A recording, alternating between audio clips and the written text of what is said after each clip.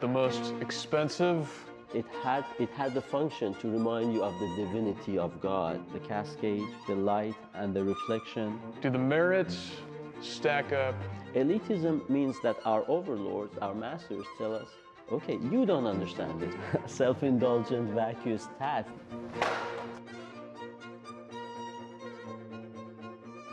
During my artistic journey, I have done what any sensible amateur might do and have consulted only the most refined connoisseur of the arts. But this isn't the job of any old connoisseur. No siree. This guy has to be from the old world, perhaps sharing a homeland with Da Vinci himself, and a guy who hasn't been infected by the new doctrines. After considering these criteria, the choice was obvious. I've invited comedian Nicholas De Santo to refine my palate. Nicholas, welcome to the New World. Thanks for coming across the pond. Hi, Louis. Thanks for inviting me. Good to be here. All right, Nicholas, John Dewey is a hero of the left. He defined art as an intensified experience, and there's a focus now on the experience of art, the emotional intensity one feels when you observe a piece, and also the self-expression of the artist. Do you think this is a sufficient definition, or is art something more than that?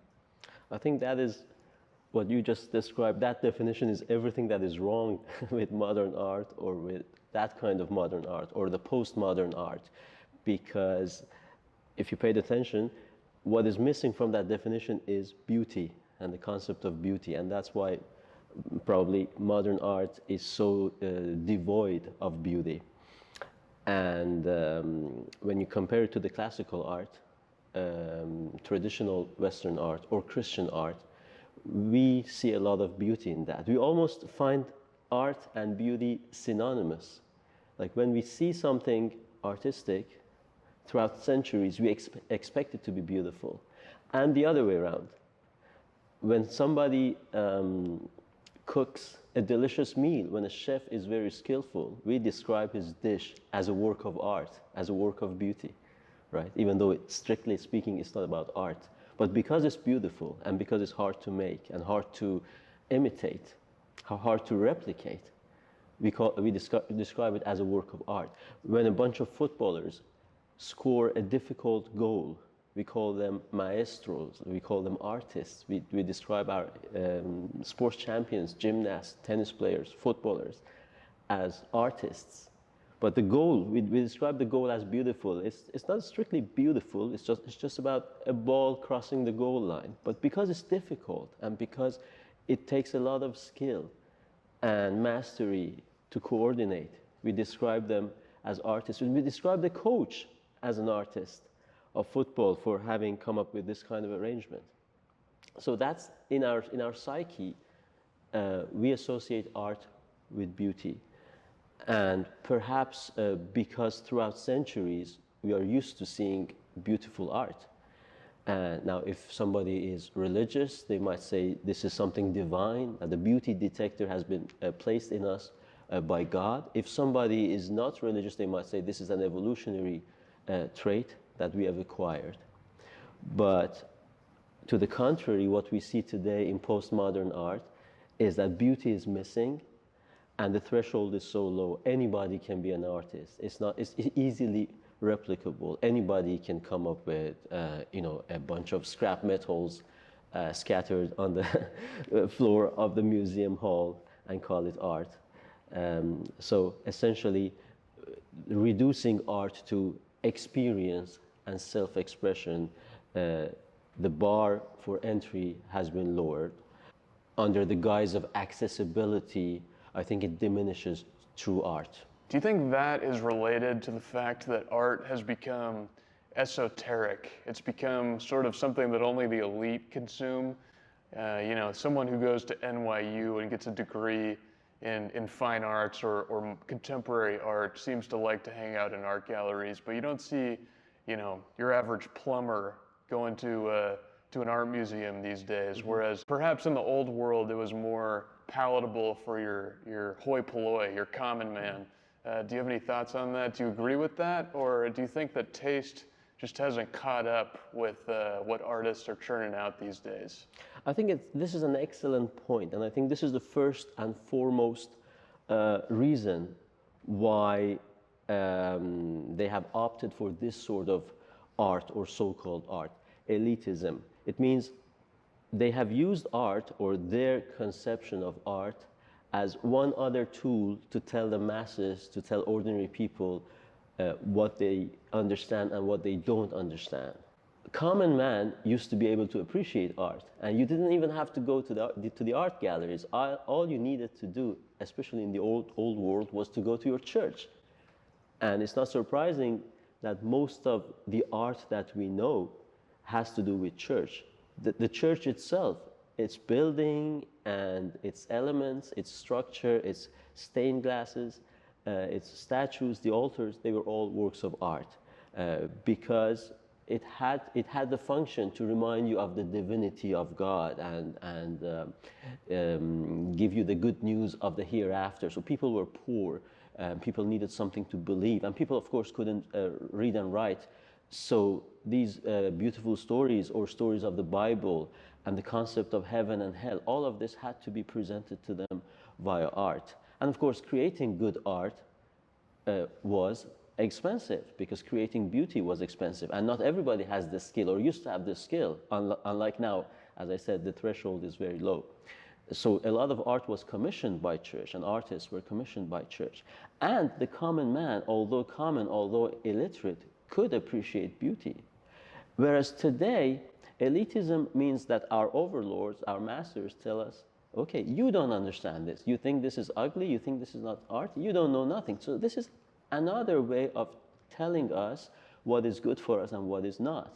So in the same fashion that in politics, you have the vote, but if you vote wrong, they tell you and they try to overthrow your vote. So you don't understand, even if you voted for Brexit, or even if you voted for Trump. You don't understand that diversity is good for us. You don't understand that multiculturalism or mass immigration is great. So this is another area in which they try to become the gatekeepers of what is good and what is not, and what is right and what is wrong. Whereas in our nature, we are used to, as I said, appreciate and distinguish beauty from ugliness, and a true work of art from just pretentious rubbish or tat. And of course, there are other reasons as well. They have declared war on the Western society, on the Western civilization. So they are against the Western civilization or Christianity or capitalism or all of that. So in trying to subvert the old world and the old order, they do this in architecture, they do this in politics, and they do this in art as well, by subverting what we used to believe was good or was beautiful. And last thing, which is again related to this, is the question of subjectivity and relativism, cultural relativism. In a world where everything has become relative and arbitrary, art has become arbitrary as well. So when you don't have any measures to decide what gender is, when you self-identify your gender, when nationality has become meaningless because borders are pointless or blurry, when everybody can be German or English or American as long as you set foot here very quickly, when everybody can be beautiful, when obesity is bravery, when hashtag everybody is beautiful, everybody is beach body ready, when everything is a self-construct, then beauty is also totally relative. So nothing is beautiful, everything is beautiful. So to wrap it up, elitism, going against the Western structure, and Christian art, and finally cultural relativism. So by trying to subvert these sort of cultural, they're trying to subvert the cultural ethos. They're sort of making subjectivity their goal, so it's arbitrary. So you don't think Da Vinci was standing there next to the Mona Lisa explaining to the patrons what it meant, because beauty had sort of an irrefutable quality to it. Is that, do you have any thoughts on that? Do you think that there's any irrefutable beauty that you see in contemporary art? Well, of course, there are good modern artists, or there's also good modern or contemporary art and artists, but they are not the ones who get the limelight nowadays, right? What we think about modern art or conceptual art or postmodern art is generally all these funny stories that we hear and read in the news, and we can visit in the so-called, modern art museums. As I said, Like a pile of bricks, maybe. Pile of bricks. It happened. Rubbish, the urinal, even feces, a banana, sellotape to the wall, and all that. And we can talk about this until tomorrow.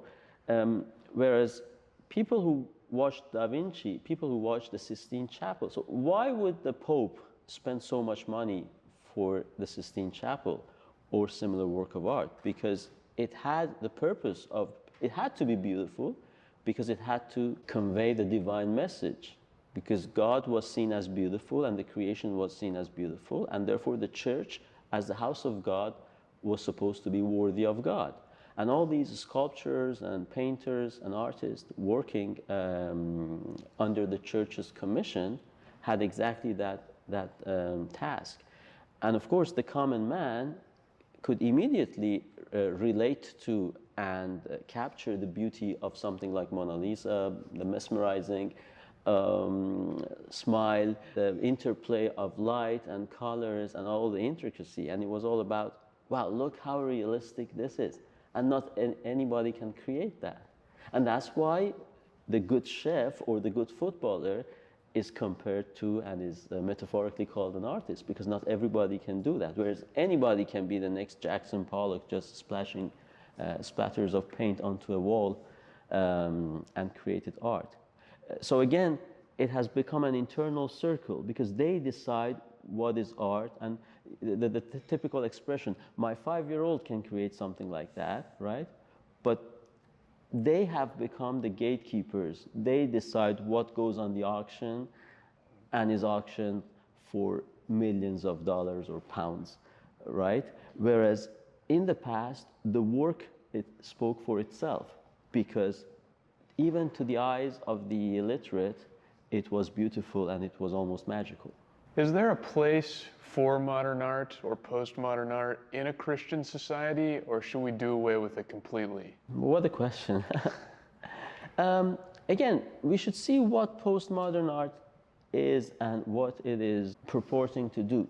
I think there can be good modern art or good postmodern art, and there are some examples.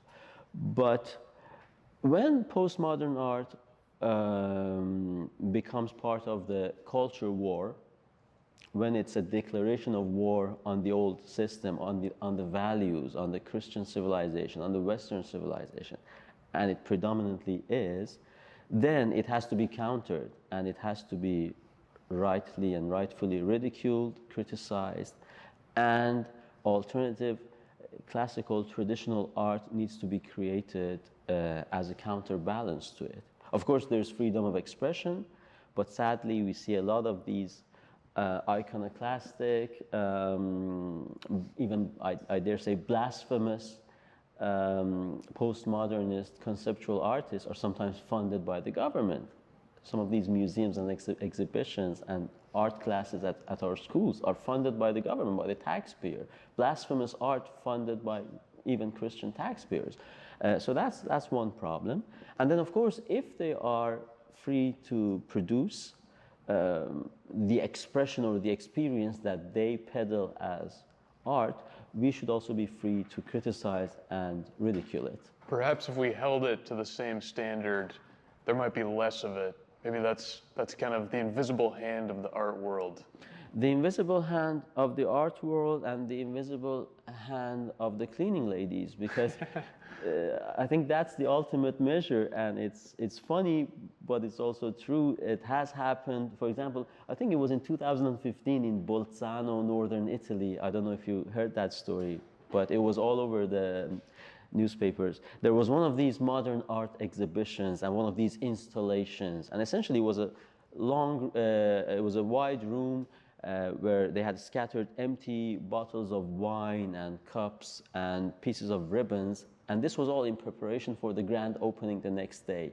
But the cleaning personnel arrived in the evening. They thought this was an after-office party, and they collected the whole thing and threw it away. So rightly, critics said, you know, when the cleaning personnel dismiss your art as rubbish and throw it away, maybe that's the alarm bell, or that's the red flag showing that it's not truly art. They probably did that to Starry Night, Van Gogh's piece. Well, that's Van Gogh was ridiculed at the beginning, and he was famously unsuccessful, and he died in anonymity and poverty. But compared to what we see today, well, he had a different style, and of course, he was not realistic. So the Impressionist style was a hard pill to swallow for the critics of his time. Again, because they thought, well, almost anybody can do that, and how can this measure up to Da Vinci or Michelangelo's Sistine Chapel? And then Picasso in the same manner, or Modigliani with those long faces. These were attempts at doing away with the classic and with the old way of painting. And they were truly, and maybe fairly celebrated at a later stage. But the point is, when you repeat the rebellion, and when you keep this continuing, when you repeat the sacrilege, it's no longer brave anymore. So it becomes a cliche in itself. So you can do that once, right? But okay, Picasso put two eyes on the one side of the head, and people were like, okay, what is it? Is there a message? Or, okay, this is how he sees things, and now Picasso is celebrated. But it was a departure from the classic, and by definition, it has to remain that. So if you keep imitating the rebellion or the rebellious or the departure from the mainstream, then you are no longer rebellious, because it's so easy. It's just like with these blasphemous depictions of Jesus or Mary, right? And you want to say, okay, why don't you do this with the Prophet of Islam? Because you are not really taking any risk. It's not risky anymore to do that, because nothing will happen to you, right? So it becomes a cliche. As an art connoisseur, do you have a piece that speaks to you? If you could own any piece of art, what would it be? I'm not sure if I can define myself as an art connoisseur, but you know, being born and partially raised in Italy, we kind of live history of art. I joke about having studied history of art, but I did a few credits back at university in what was called semiotics of art, a bit of a pretentious title. I'm not sure, because I don't have a house worthy of masterpieces of classic art, because it has to go with the rest of your house. And I'm sure art thieves have that problem too, though. well, art thieves, well, if they steal to sell, they wouldn't keep it That's true. with themselves for art. But I mean, I live in a 1930s house, pretty much simple and bare and barren. So maybe some futuristic art of the 1930s. Italy was at a vanguard in that regard. So it's not exactly classic art. I think that's the kind of modern art that I appreciate, and many people can still perceive as art. Simple, straight lines, futuristic, but not too pretentious at all.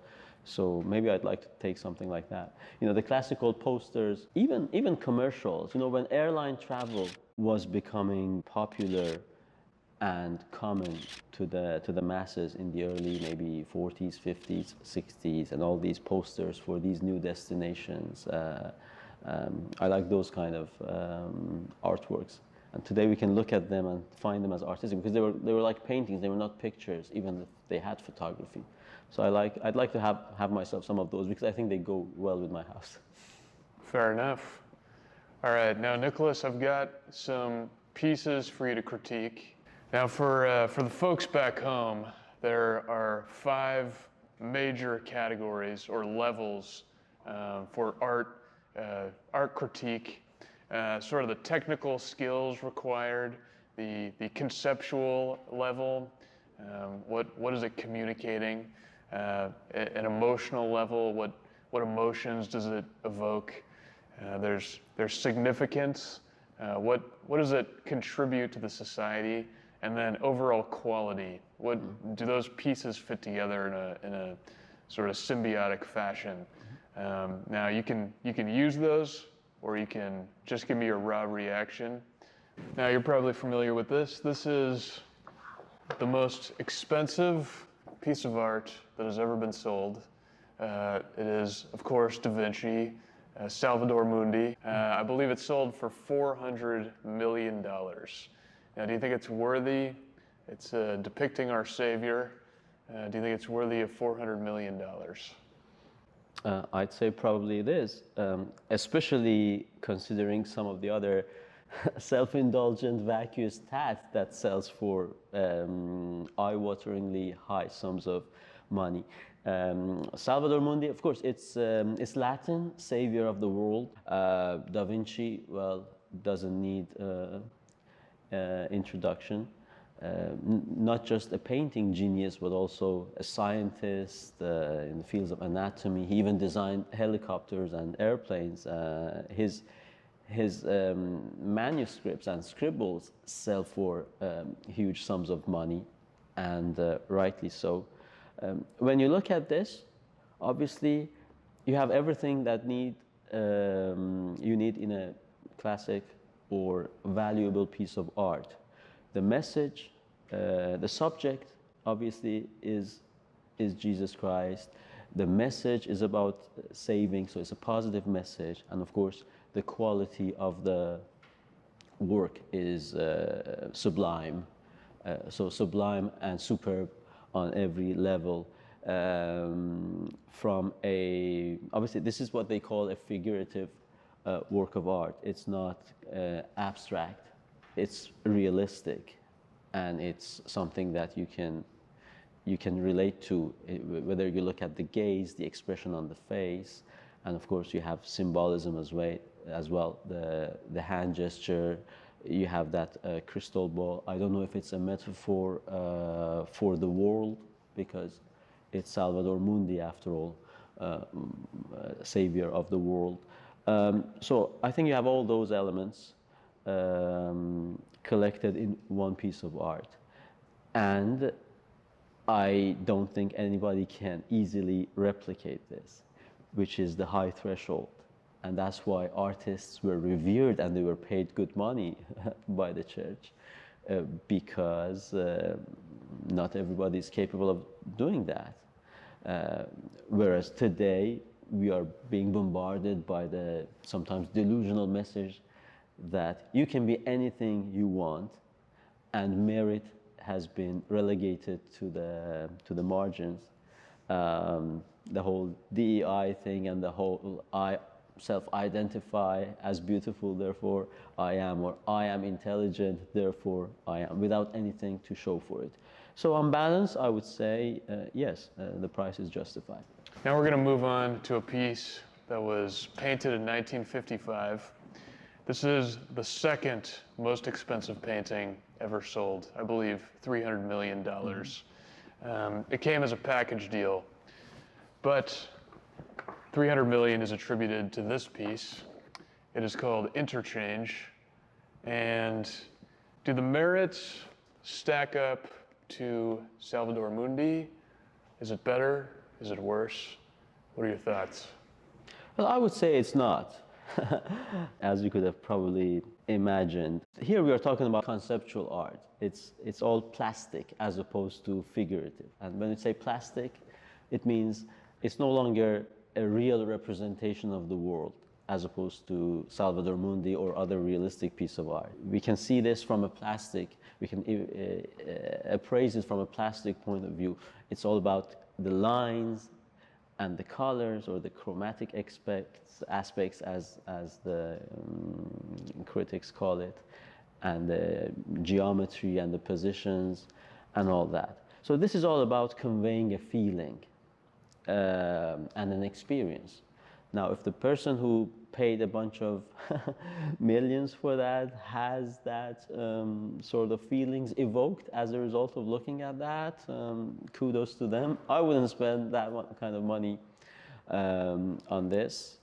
And again, 1950s, maybe still there was some sort of justification, and there was some sort of breaking the mold or rebelling against the traditional canons and all that.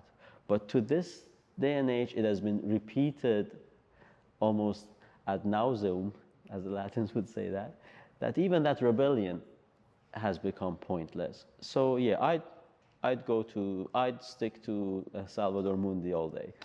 Harsh, but fair. All right, our next piece is called Sierra Nevada by the German-American painter Albert Bierstadt. This depicts the American West, painted in the 1870s. Manifest Destiny, the expansion westward in America, is one of his prominent themes in his work. I'll read you a quote. "Truly all is remarkable and a wellspring of amazement and wonder. Man is so fortunate to dwell in this American Garden of Eden," end quote. Now, do you agree with that? Do you think he captures the beauty of the American West? And how does this stack up against abstract art? Well, I find this very beautiful. I was not aware of this piece of art. We can see the depth he has created. That is obviously one of the most challenging aspects of painting, the age-old problem and challenge even in churches to create a tri-dimensional feeling and perception on a two-dimensional canvas surface. So you can see the depth of the mountains. That is why even when you look at a lot of movies where they are escaping from the prison, and a lot of other paintings where you see a prisoner in his prison cell has managed to create the illusion of a hole in the wall that they have created where they can see the other side. And sometimes in those movies or cartoons, he has actually managed to fool the jailers by giving them the impression that he has actually managed to walk through that hole.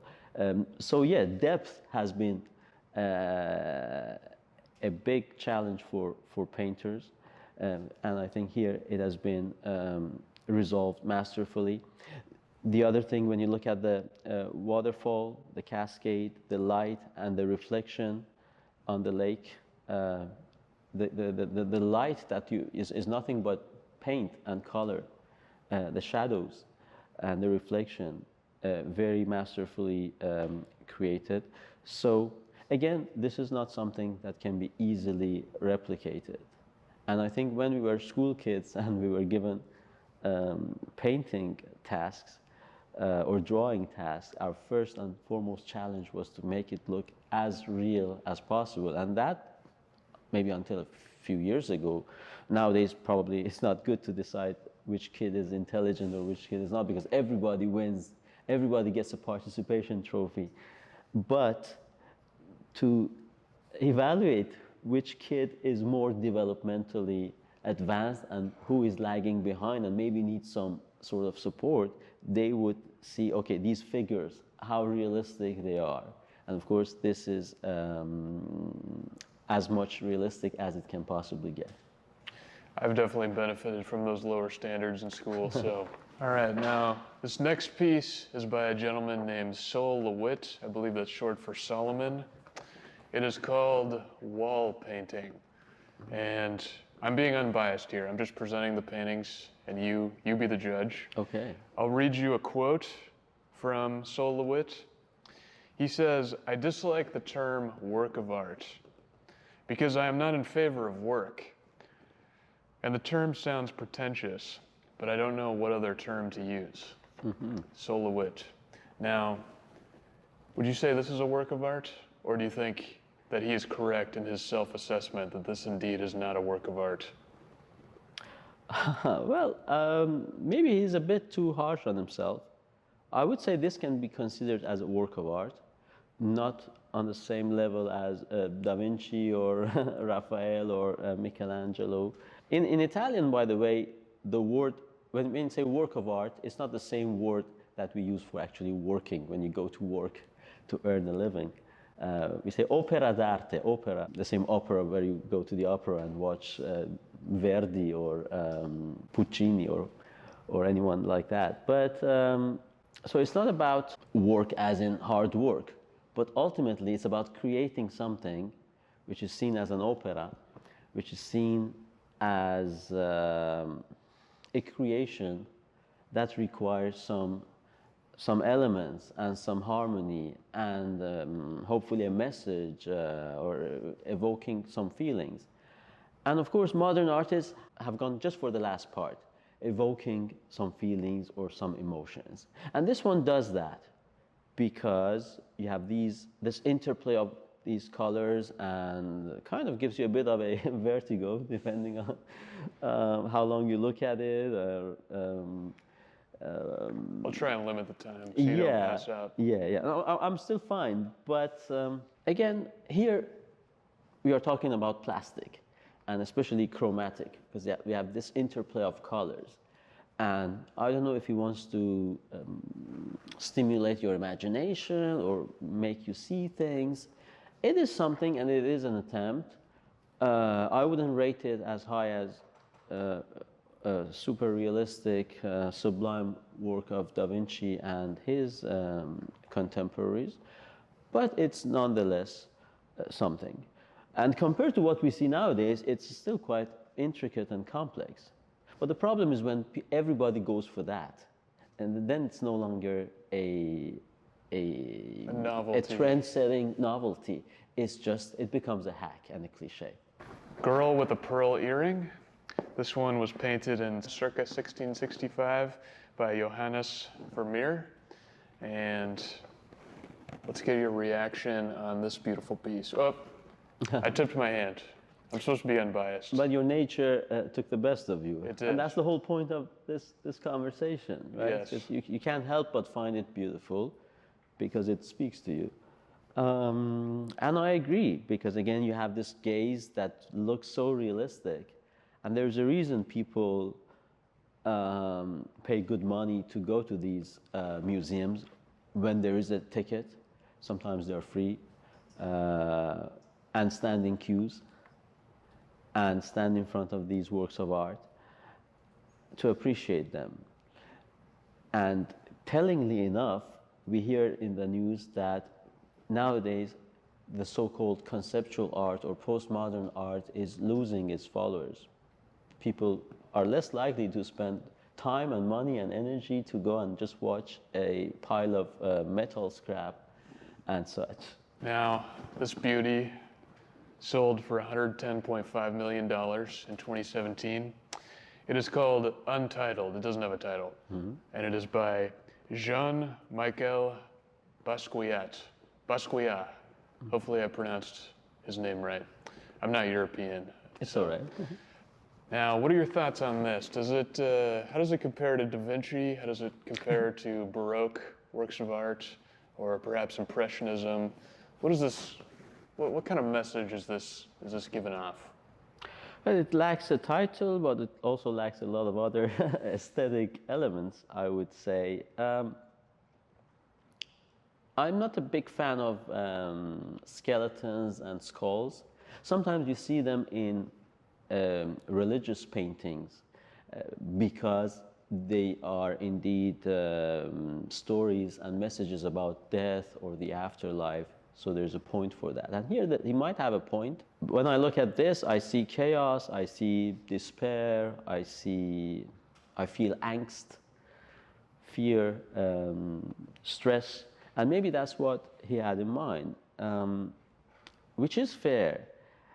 And again, one comical element when it comes to modern art or conceptual art is that the artist often leaves a lot to the viewer and leaves a lot of the burden of interpretation is on the shoulders of the viewer. And sometimes comedians this trio of Italian comedians, they're called Aldo, Giovanni, and Giacomo. They have a funny sketch. It's in Italian, of course.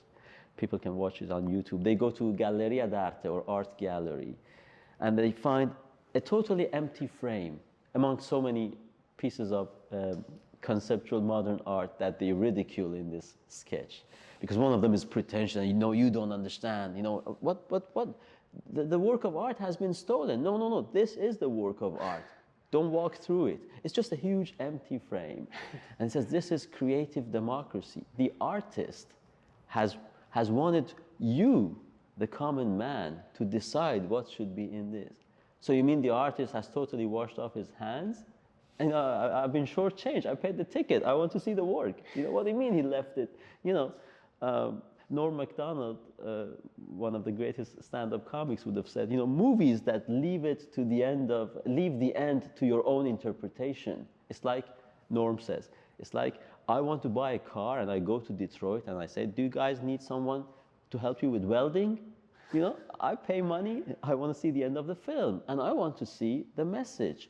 And it's so easy to just scrap up something like this, or even much more primitive and rudimental than this, and say, well, you decide for yourself. And that's when the pretentious art critiques and experts come into play. And they say, no, you don't understand. What he means is this and that. Everybody can look at Sistine Chapel and see what he means, what the story is, and what the message is. Okay? He doesn't need to hide behind vague forms and vague interplay of colors and shapes so that everybody can come up with their own message. Here still you have some level of figurativeness, because you can clearly recognize a skull, some missing teeth, the eyes, and so on. He has a buzz cut too. Yeah, but yeah, I mean, it's not one of my favorites, obviously, but it can be called a work of art because there's a message and there has been some effort put into it. But you can change some of those colors or some of those shapes and it still be the same thing. Whereas you can't do that with the Sistine Chapel or with Da Vinci's Mona Lisa. Our last painting, that is by our good buddy Vincent van Gogh, painted in circa 1889. And this is Wheat Field with Cypresses, Strengths, Weaknesses, Reaction. It's a beautiful painting. Again, it's not exactly my cup of tea, and Van Gogh famously was unappreciated by his contemporaries because at that time this Impressionism was seen as, childish, childlike, inadequate, crass level of skill. But people grew and learned to appreciate it. I don't think this will happen to the banana sellotape to the wall or Jackson Pollock.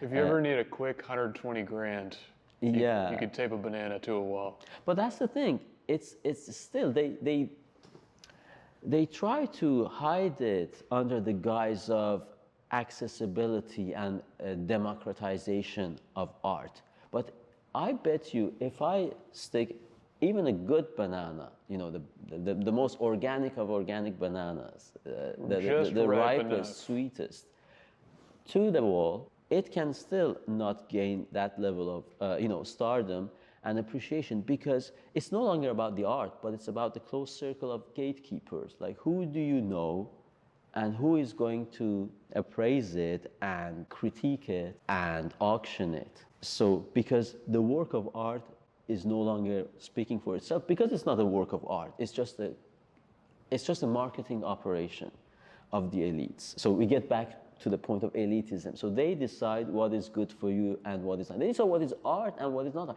Just like they decide what is democracy or not, because if you vote for Brexit, it's no longer democracy. It's just illiterate, provincial xenophobes voting for Brexit or Trump. So here, again, it's Impressionism. You can be a fan of Impressionism. You can like it more or less. Still, I think it qualifies as art and good art because not everybody can do that. It's a higher level than Jackson Pollock, and of course, it's still figurative, even not to the level of Da Vinci, but still you can recognize the shapes, you can appreciate the harmony of the colors, you see the rolling hills, and you see the stems of wheat, kind of almost like dancing in the wind. They go in different directions, and you have some light and shadow playing. So it is still beautiful, and I'd say it's. I'm happy that Van Gogh, or Van Gogh as they call him. Let me show off my Dutch. He was ultimately appreciated, even though after his death. You didn't pull any punches. I appreciate that. I flew across the ocean, so I didn't want to. Yes, thank you very much. We appreciate that. Now, one more work of art for you to judge, other than the work that I've created myself, Okay. which I don't want you to pull any punches for me either, even though we're friends. Right. But the I'm last anxious piece, to see that. Yeah, the last piece I have for you, I don't think it has a name other than bricks, Right. but it's not an original. It's a recreation. I actually recreated it myself, and it is by a man named Carl Andre. I believe he's out of New York, and he is quoted as saying, "Works of art don't mean anything," end quote. Now, as you can see, if you can see from there, Yes, I can. there are bricks lined up.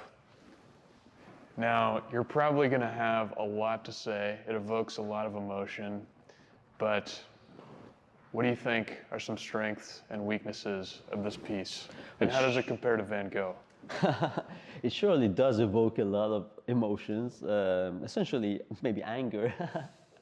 Now, funny you mentioned that bricks, because I was doing some homework before coming to the studio because I didn't want to disappoint you, doing some research. There's this gallery, I think it's called the National Gallery of Wales in Cardiff, the capital of Wales, back in Britain. And there was a painting, or there's still this painting by an artist called Van Dyck Coupling Fielding. I think it's called Carnarvon Castle. And it's beautiful, realistic piece of art, beautiful lights, beautiful scenery. And a few years ago, somebody, a so-called artists or artivist, as they call themselves, openly, art activist. And this artivist essentially put a pile of bricks, carton bricks, bricks made of cardboard and carton, in front of this. So they were not happy with just creating a pile of bricks, but it had to be in front of the classical work of art, because that's ultimately the objective, to desecrate and denigrate and cancel classical art. A pile of brick just as an act of rebellion. So when you see brick essentially is a component of building something beautiful, something masterful. When we look at Roman aqueducts, even though they were not work of art, they were essentially a very functional element just to carry water in a relatively dry land. And some of them are still standing in Italy, in France. And we look at these aqueducts, some of them still functioning. And we call them works of art, even though the Romans were not about art when building them. So bricks or stones or building blocks used as components to create something useful but also beautiful. It doesn't get better than that. Whereas the gentleman who argues that nothing is art or art is nothing has essentially annihilated the entry level, the threshold. Anybody can line up. Credit to him, he has put them in line. If you have been faithful in your replication. I believe I have. I tried. Yeah, I the other tried my guy just did a darndest. pile, an entire big pile of cardboard bricks. In Los Angeles County Museum a few years ago, they just put a huge rock. I believe it cost them $10 million just to put this huge rock in the middle of the road, and they called it a work of art. So again, to quote the gentleman, when nothing is art, or when art is nothing, that goes together with who is a woman. Everybody can be a woman. Everybody can be American. Everybody can be beautiful. Everybody can be fit. Everybody can be on the cover of Sports Illustrated as a fit model. So when words are meaningless and where borders are meaningless, national borders or entry borders, when there's no merit, when everybody's intelligent and IQ tests are racist, SAT results are racist, mathematics discriminates and all that, we end up with everybody can be an artist. And this is a manifestation of that. Now that we've critiqued these famous artists, these prominent artists, I would like you to critique a slightly less prominent artist, namely myself. Okay. And I don't want you to pull any punches. Just give me your honest feedback. I'm an aspiring artist. I'm trying to learn. I've learned a lot from your commentary. However, you did offer some foreshadowing. You might not appreciate it as much as I would have hoped. Okay. But nonetheless, I'm going to present it to you. All right, I'll try to be fair. You're putting me in a difficult position because I'm your guest and I want to be nice, and I'm generally not very confrontational unless I'm doing stand-up comedy because it's not exactly direct. You're very polite. We need stand-up comedy, Nicholas, for this one. Okay, I'll see what I can do. Okay. Just keep in mind, I'm a pioneer in my field. Okay. 3, 2, march.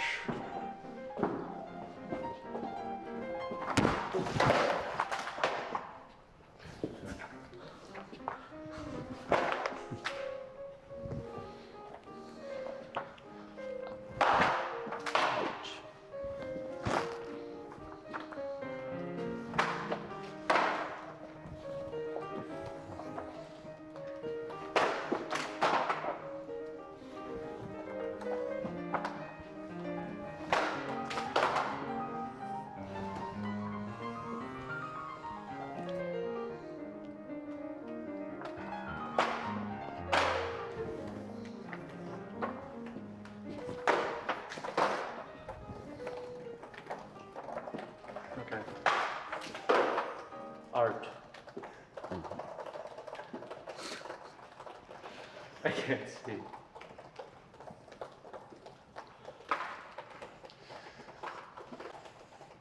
Can we get some applause?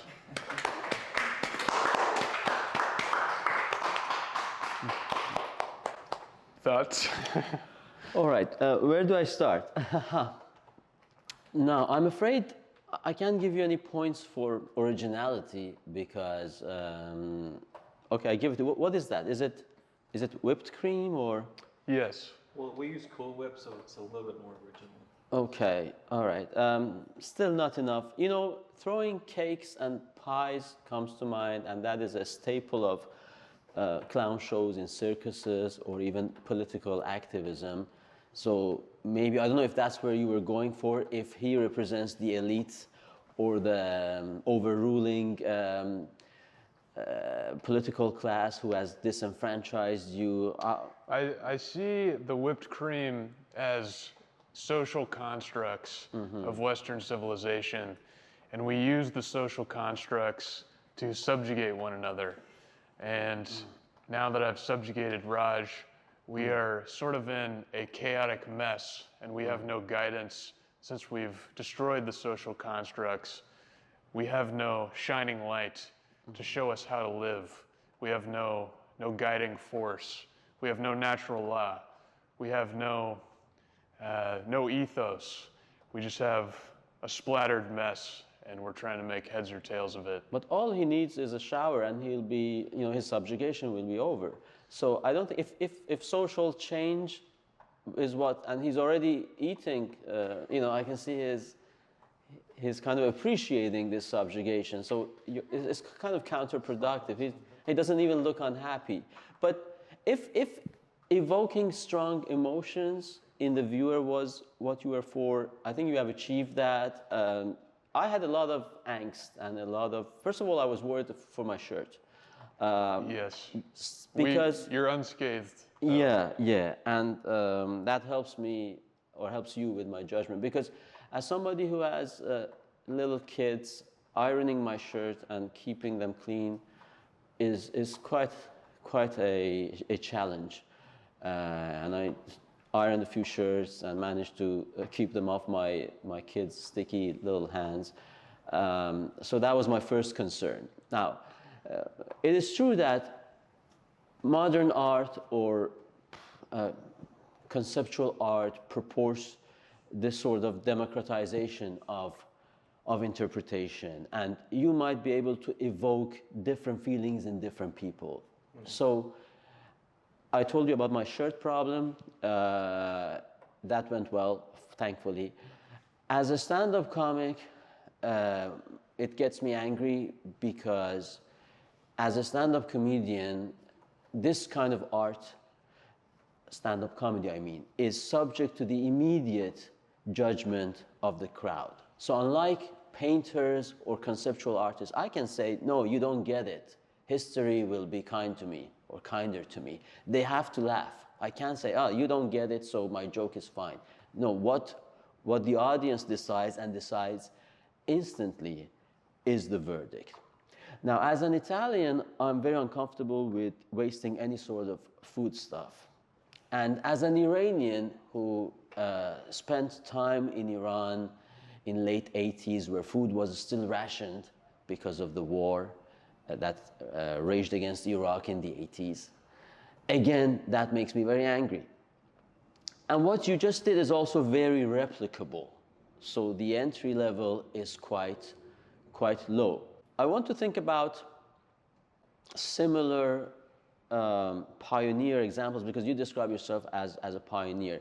There is this artist, very famous, Marina Abramovic, and one of her performative arts, if you like, because this is performative, I think is entitled All the Men I Slept With. It's essentially a tent with post-it notes, with a lot of post-it notes inside the tent, each one bearing the name of one man she had sex with. And again, the entry level there is quite low. But when she did that, it was a pioneering move. It was before OnlyFans and YouTube, and nowadays all you need is a bit of promiscuity, and there's no shame in the society anymore, sadly. But I can't even give you points for originality, because what she did at her time was original, that tent, and being kind of shameless about your sexual adventures. But again, throwing cakes at people's faces is not that new. I concede you went for whipped cream or Cool Whip. But sadly, I can't give you very high scores. Well, at least we have some room to grow, huh? Yeah. Yeah, I mean, points for civility and lack of hard feelings. I see he's clearly happy, or, I mean, maybe he's just pulling the face. He's happy. No, I'm happy. Okay. All right. Points for the effort, not too original. Subjugation and attempt for creativity. I give you that, but yeah, I can't be more generous than that. All right. Well, this whole time you've been tough, but you've been fair, and we really appreciate that. I'm glad to hear that. Nicholas, thank you for coming across the pond to witness our art exhibition and to help curate our tastes. We very much appreciate it. You're a gentleman. You're very welcome. Thanks for the invitation. I seriously hope the U.S. has more to offer in terms of modern art, and I hope your next endeavor will be more articulate and more elaborate. Back to the drawing board. Yeah.